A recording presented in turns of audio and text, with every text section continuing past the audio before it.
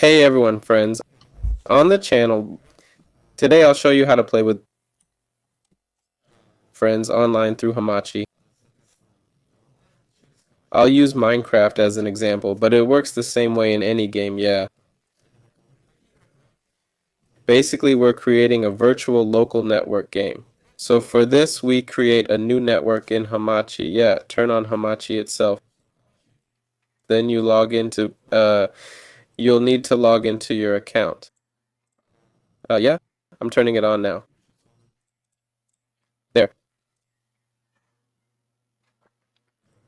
So click create new network. Come up with an ID for it. Yeah, and a password.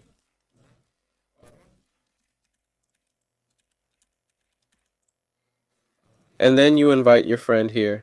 So you give them this name, they join it, then you go into the game, yeah, to the world you want.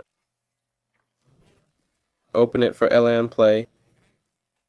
Here, there's a port at the bottom. Yeah, copy it. And here's the thing. If your friend goes into LAN and doesn't see your game, then have them create a game, yeah, and check if you can see them in your LAN game.